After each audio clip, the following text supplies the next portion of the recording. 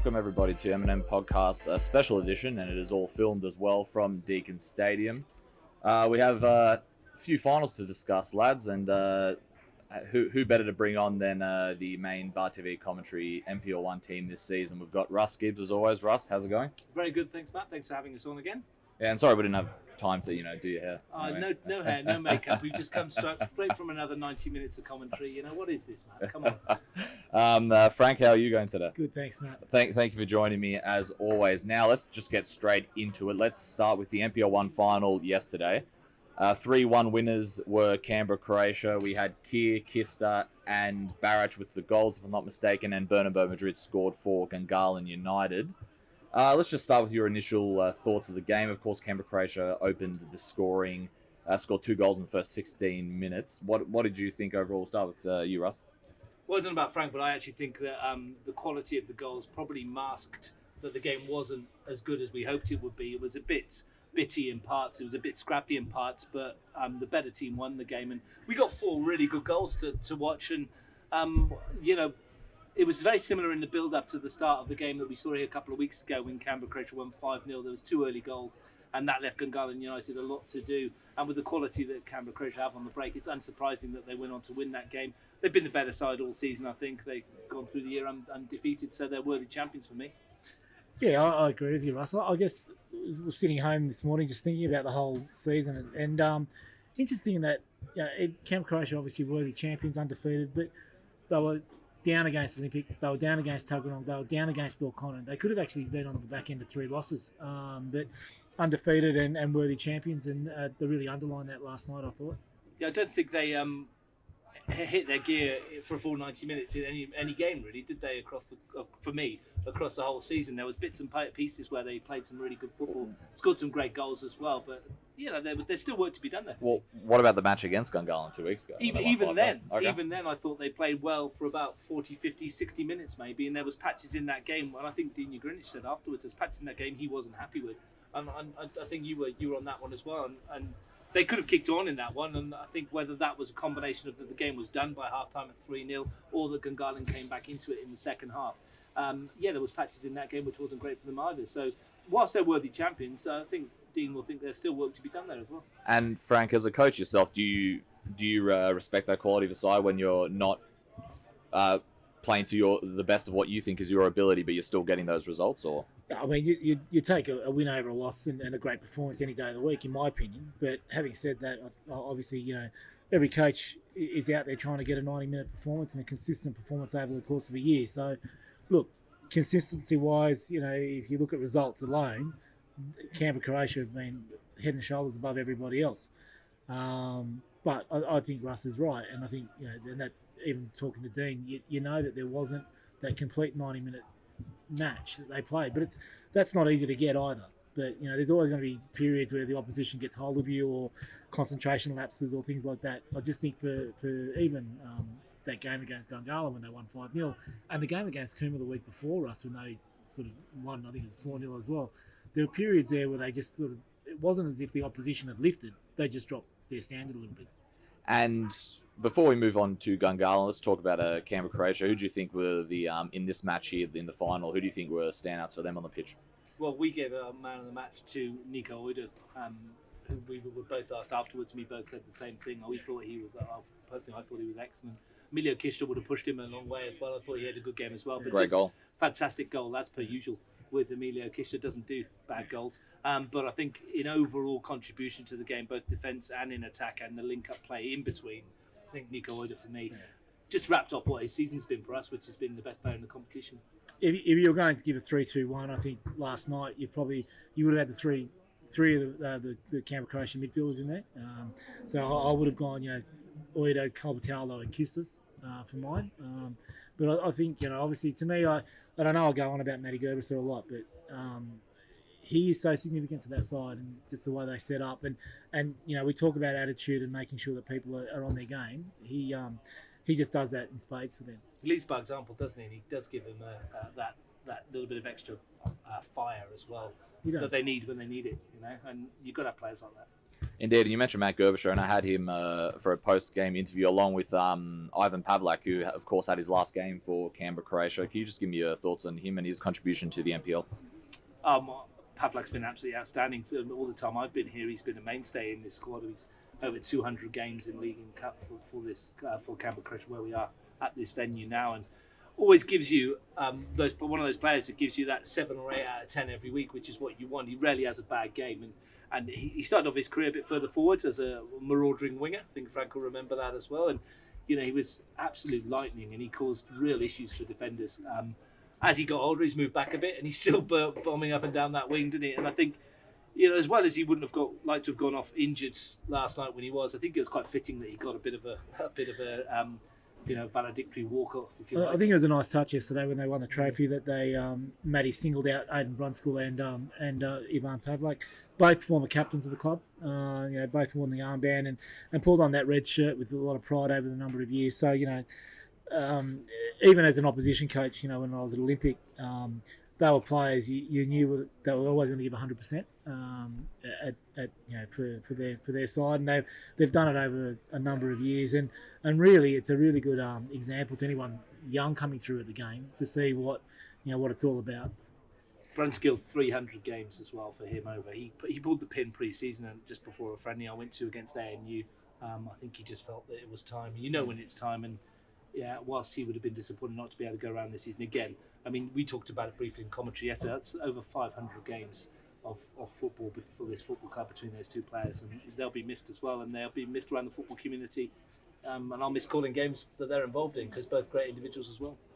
And last bit on Canberra, Croatia, we'll go to you, Frank, for this one. What do they need to do to keep up this sort of performances and forms next season? Or I know a lot can change in the off-season. Yeah, look, I think the most interesting thing for them is if they do retain Nico Oida, then there's probably not much that they need to do. If they lose him, I think he could be one of the most significant losses that you could have to any side over the course of the year, because to me he's just been just every time that I've seen him play, every time I've seen Canberra, Croatia play, outside of say Kolbatalo and to the latter part of the year Gubasa, he's been the standout for mine. So I think Dean will probably, or he'll know that, and they've done a great job to promote him and the way he's been playing, and I guess he'll be looking for new challenges outside of Canberra. I guess if he stays in Canberra, it'll be here, but if not, then and he's well worth an A-League contract, so he's going to be hard to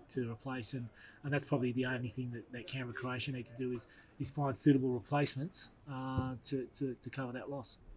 I think if they're going to make a change at all, they might try and bring in a number 9, a goal-scoring number 9, if there's one around. There's not many around, to give them that flexibility of change of formation if they need to. Whilst Kolbatalo is doing a great job in that role, they might decide that they want someone who's a bit more used to finding the net, but then everybody's looking for that kind of player. There's not many of them around in terms of that quality. But as Frank says, there's not a lot they need to do. They've gone through the season unbeaten. There's not a lot they can change, and it'll all depend on, as he said, what they lose in the summer, if they do lose some players, and how they go about replacing them, whether it's here or whether it's interstate and they have to go looking for players.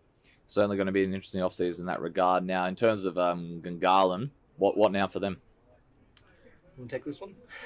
Give it easy one. Yeah. Do you want me to go? Or? Well, I can go first. I think every coach is going to be looking at retaining who they believe are their better players. So, I mean, obviously, it's going to be interesting to see how, we said at the beginning of the year, Marcel had set up a squad for 20, 30 odd games.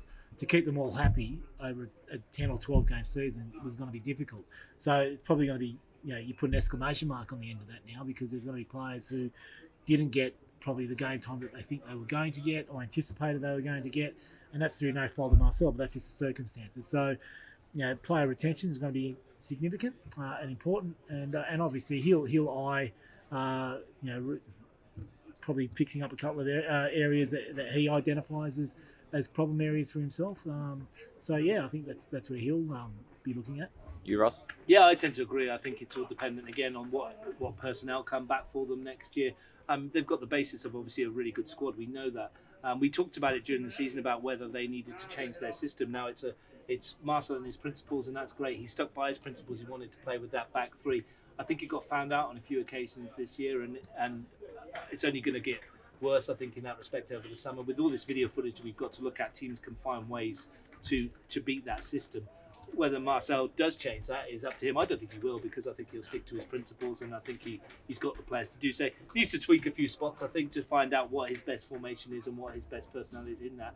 I think their main issue this year for me, and you might agree, is that because of those players that he rotated the squad a lot. So I think in a longer season we won't see quite so much rotation amongst the players, and you'll be more settled lineup, because as Frank knows as a coach, when you change teams a lot, you don't get that cohesion and that fluidity that you possibly want. Yeah, changing 4 or 5 at a time doesn't make it easy for anyone, not just the coach. It doesn't make it easy for the players either. And let's discuss the game you guys just wrapped up then in commentary. Monaro Panthers 2, Woden Western 1. Strong win by Monaro. Of course, it gives them a little redemption after finishing the regular season in last place. And Woden Western's 5-match, I believe, unbeaten streak has come to an end here at Deakin Stadium. What were your thoughts on this one, guys? It was a funny old game. We said it in commentary. To be here on a Sunday at 11:15 in the morning, it felt like the players didn't wake up till about an hour into it, and it felt like that. It was scrappy. Both sides gave their all, to be honest, but I think it was really hard for them to lift themselves for that game. It's good to see a couple of goals. Nice to see David Jenkins get his first ever Premier League goal. Lovely finish as well. Nick Dahl got on the end of a bit of a mess up between Connor Bill and William Lejeune. And nice to see Martin Deng, a veteran of this league, come on and score a goal close to the end. But in terms of quality, probably wasn't the greatest game that we'll ever see. But I mean, I don't think the Panthers will care. They've got a win under the belts. Yeah, I guess it depends on what the clubs are hoping to get out of that. So, to be really harsh, if I was looking at those two clubs and those two games, I'd get them to watch the Gungahlin Deakin game from last night, and then watch this one back, and then compare the quality of both. To me, I mean, a few players lifted their arms in sort of triumph after that game, but the reality is they're a long way off at the moment. Yeah, work to do for both those sides. And just quickly before we wrap up NPL 1, what is there any things that you guys would suggest in terms of both their sides for next season, or because they especially Woden were coming into good form before the Look, I mean, I think both sides have got players in there that they'll want to keep, and both sides have got players in there that they'll want to move on. I think that's fair enough from both of them. The coaches will know who they are. Depending on who's in charge of these sides next year, whether Yoogali goes round again, whether Jimmy goes round again, we'll wait and see. But I think whatever happens is there's, and this is the same for every club in Canberra. It's such a small community. We've spoken about this on M&M podcast before. It's very easy to move clubs in Canberra. It's not difficult. And coaches come in and coaches go, and coaches have their favourite players that they might try and bring. Yeah, I agree. I think it's as simple as that. I don't think there's going to be one club in Canberra that won't try to improve on what they did this year. Even Canberra, Croatia, I mean, for all intents and purposes, the perfect season. But they know going into 2021, if it's a full season and it's 21 rounds, there are things that they want to improve on that they that didn't accomplish this year, as far as like just a 90-minute performance and things like that. That's not a knock on them. They were outstanding and by far the best side in the competition. But every club will be looking to improve. You can't stand still. If you do stand still, other clubs will come along. You go backwards. I think the main thing that I've taken from this season, especially being with Frank in commentary as well, is that the gap that we saw between top and bottom, I don't think is as evident as it has been in recent years. And I know it was only a very small season, and Monaro finished bottom with 5 points. They're only 4 points off the top 4. They're only a couple of results getting into that top 4. Tuggeranong were 1 kick away from getting into that top 4. So hopefully next season the sides will still be as competitive as they can, and we will see the traditional big teams. Like we saw Canberra Olympic struggle this year. Maybe it'll be a bit more of that next year. Certainly will be, and that is it for NPL 1, guys. Frank, thank you very much for joining us, and thank you for coming on throughout the season. It's been greatly appreciated. Pleasure. Thanks, guys. All right, welcome back, everybody, from Deakin Stadium. We are now going to discuss the NPLW final. It was Canberra, Croatia 2, Belconnen United 0. I have Russ Gibbs, the man who commentated on it, to discuss it with me. Russ, let's just get your initial thoughts on the game. That is Canberra, Croatia 10 from 10 this season. Yeah, absolutely. The better team won on the day. I think they were the better side from the kickoff, to be honest. They offered more threat going forward. They were very good defensively. Belconnen offered very little going forward. The loss of Nicole Jaloka the night before, and then Alexia Fauna earlier in the year with a knee injury has really hurt their progress. 13 goals they lost there, and I think it was noticeable on the park. As soon as Brittany Pullaby's free kick went in, it was an uphill struggle for Ahmed Yoogali and his team, but to credit to them, they tried their best to get back into it, but when you're playing a side that's full of confidence and full of goals like that Canberra Croatia side is, the outcome probably wasn't surprising to many. And let's talk about that defensive performance, shall we? This is a team that at the start of the season were winning, but they kept. Whenever I talked to Nick, they said no. He said no. We've got to improve on defensive performance. And by the end of the season, they were keeping a lot of clean sheets and have improved defensively. I said to Grace Gill yesterday in my interview, I feel like that was probably the encapsulation of their defensive improvement this season. Well, I think we mentioned it, didn't we, in the podcast earlier in the year, and I definitely remember mentioning it. After 3 rounds, I think they conceded 6 goals in the first 2, in rounds 2 and 3. They'd snuck home with that ridiculous own goal, the ricochet that off in round 1. So they haven't been playing well, and defensively they were a bit of a shambles, but they managed to tighten that up. Rhiannon Fensom found her feet and formed a really good central defensive partnership. And managed to become one of their better players this season. I think that made a big difference to them, and you could see it yesterday. She won everything in the air. She was a bit nervy in the first 25 minutes or so, but once she settled, they were a different side, and credit to Nick and his team for getting across the line going forward. They've just got so many options, haven't they, with Grace Gill, Grace Field, and then of course they've got the thunder in that left boot that is Brittany Pullaby. Let's talk about Grace Gill for a bit, because she did win the player of the match. So especially in the latter part of the game, she was getting fouled a lot in that game, and of course you always single out one of those sort of players to try and limit their progress in the game. How did you feel she played in this game? Yeah, she was. They didn't give her an inch, which of course they wouldn't. And why would you? She's a quality player. You don't want to be giving her any time on the ball. That's why she got a lot of fouls. And to be honest, she's a physical girl in that space in this competition, and a woman, I should say, and she's hard to knock off the ball. So she is going to get a lot of fouls, but she puts her body in the right position. She's very experienced as a footballer. She got a few niggles here and there, and she knows what she's doing. But her impact on the game was there for all to see from start to finish. And I'm so glad for her as an individual, and also someone I class as a friend, to be able to score that second goal from a free kick as well. And I've done a fair bit of commentary with Grace over the years in the W League as well, and watched her as a player, from a W League player in season 1 to where she is now. And great individual, and can't be anything but pleased for her. Good footballer, probably one of the players of the season. And it was a great free kick as well, shall I say. Anyone else from Canberra Croatia stand out to you before we move on to Belconnen? Yeah, Pullaby, obviously. I mean, she got the goals this season. She was good. Speaking of goals, there's just one there. She's been excellent throughout the season, as she always is. Grace Fields come to the fore towards the end of the year. Cecilia Martic came off the bench yesterday. I knew it was really hard for Nick Brosnic. She may have mentioned it to you, to pick between her and Lara Agnew. Yep. That was her 50th game of WNPL, and she's only 18 years old. It's incredible. He's got a great squad. They've all played their part this year, and they can all be very happy.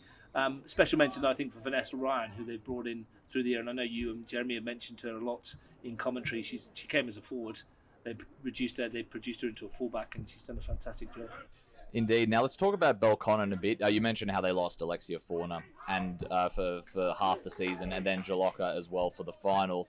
And you mentioned a lot of goals, but that's also a lot of creativity as well in the thing. And I think that you could sort of see when they scored less goals in the second half of the season that Alexia Fauna especially was a miss for them. Yeah, absolutely, massive miss. You're going to miss a player of that quality, a player that can create from nothing really and pick those passes. You would have seen a lot of the games that you guys commentated on that later in the second half, when the field gets a bit broken and you've got a player of that ability that can glide through tackles and take people on and then wait those passes through. When you miss that, it's a big miss. They've done well this season, considering the players they lost in the off-season. They lost Sally James as a goalkeeper, who was a fantastic goalkeeper last year. They lost Bronte Pike and Lauren Keir from their back four. They lost the real experience of Kaylee Munoz, which is massive. So in credit to them, they've done well to get to where they are. It was a really difficult ask for Ahmed Yoogali to take that on. We saw some good performances from them throughout the year. We also saw some less than stellar performances, which we come to expect from Belconnen. But I think they are where they are. They're the second best team in the competition for a reason. And I think just on this occasion, a more experienced Canberra Croatia were the better side and worthy champions. And Ahmed Yoogali, when I interviewed him after the game yesterday, said this was his last match in charge of the women's team. He'll be moving on into the men's program. So how do you feel he did, considering he was only prepared to be the assistant coach until about, I think it was 3 weeks before the post-COVID break happened. Well, people might look at that and think Ahmed Yoogal's done 1 year and he's gone from first grade. But that's not the case, is it? And he probably told you this yesterday. Yeah. He's been in that program as an assistant for a number of years now. Yeah, so 4 years. 1 year is the head honcho, if you like, but the 3-year build-up as an assistant. So he feels he's done his time there, and I don't blame him, to be honest. He's taken on what's a really difficult challenge thrust on him at the end of when Alan Maric decided to pull the pin at the start of the season. So it was difficult for him to do. He's done a good job in the situation. He's brought some young players through again. We saw Nina Zadovac come on this season and score a couple of goals. We saw 14-year-old Maya Osman get a first start yesterday as well. So there's plenty of quality young players in that Blue Devils setup that he's brought through as well. Carried on what Anthony Jagarinic has been doing at that level. So whoever takes over, whoever that may be, will have a good solid platform from where to work. And I'm looking forward to see Ahmed Yoogal around, still progressing as a coach, because as a young coach, he's got a lot to offer. He certainly does, and thanks to him for all his contributions to this podcast throughout the season, and as well as all the other coaches and the players that have contributed to this also. And before we wrap up, I asked you, where does Belco go from here? Where does Canberra, Croatia go from here? How do they sort of, keep this sort of momentum up? How do you improve on perfection? 10 out of 10. There's not much more you can do, is there? But Nick Brosnich, the challenge now for them is that they've done that. Now it's the challenge now they're the hunted rather than the hunters, because they're the ones that won the league championship. They're the ones that won grand final glory. They're the ones that were chasing Belconnen this year. Now the roles are reversed. So the question is now, can they pick themselves up and have the hunger and desire to do it again? Will Grace Gill go around again? Will Grace Field go around again? Has Brittany Pullumby got the hunger to score more goals? Which obviously the answer to that is yes, because she never tires of scoring goals. Will they bring on their young players? They've got young players coming through as well. Jordan Oida, one of them who's been very impressive this season as well. So it's going to be an interesting summer for Nick as well, because the whole mindset of that club now changes and now shifts. They're the champions, there to be shot at. Everybody's now looking for them. So that's different for them, and that's going to be interesting to see how they go. To be honest, if he keeps that same 11 again and improves it in one or two areas, which he'll think about, as all coaches do. We talked about it in NPL. They're going to be really hard to beat again, and they'll rightly start the season as favourites. All right, welcome back, everybody. We are just going to mention the NPL 2 result yesterday, which was Yoogali 3 and White Eagles 2. This puts Yoogali in the final in their first season in NPL 2, Russ, which is very impressive. We're discussing throughout the season, saying how impressed we are. But I have to bring it up because he mentioned it to me at the start of the season. Luke Santolin said, we're not here to make up the numbers. And not only have we said they've proved it all season, but they've proved it when it matters, and that's to make the final. White Eagles once again fall in the semi-finals as they did last year. It was a very, very competitive NPL 2 season, though, this year. Let's not forget, with the likes of O'Connor Knights and ANU missing out on the final day of the season. What did you make of this result and Yoogali being in the final? We're not surprised, are we? No. I mean, like you said, Luke Santolin said they're not here to make up the numbers. They proved that. They're 90 minutes away from winning the whole thing. They're waiting to see who they will play. Obviously, Queanbeyan City or Wagga City play later on today. By the time this goes out, obviously everyone will know who they will be playing. Yeah, they're going to be there, difficult to beat. They've finished top of the table. They've been given the task to win in their semi-final. They've done so. I understand there was 4 sendings off in that match yesterday. Yoogali lost a player. White Eagles lost 3. So to be 3-2 is probably a decent effort from White Eagles in that kind of scenario. And it's going to be interesting who they play in the final. Again, they'll need to back this up next year. There's no point doing it for 1 year and then missing out, because they'll want to play an NPL 1. They'll feel that they're good enough to. We've mentioned it before this year. They've got a lot of players in that Yoogali team that have played Premier League football here for the Riverina Rhinos in this competition. So I'm not surprised. They're swift. They're young. They're exciting to watch. They score goals. With that, you're going to win games. We certainly are. All right, Russ is taking a sip of water. He's had a long week, everybody. It's been a long month, hasn't it? Long month, sorry. Yeah, you have. Yeah, for the past 3 weeks, you've called at least 4 games a week. 4 games a weekend. Just getting a bit throaty towards the end of the season, so it was tickling the throat. So, hey, Russ's H2O consumption, I'm sure, has gone up massively throughout the last and week. The cough syrup. And the cough syrup as well. Let's not forget that as well. So let's just mention NPL 2 final just a little bit. Of course, Wednesday, we should all know what's going to happen and where that final will be placed, whether it'll be in Canberra or whether it'll be in a makeshift place like Cootamundra or something like that.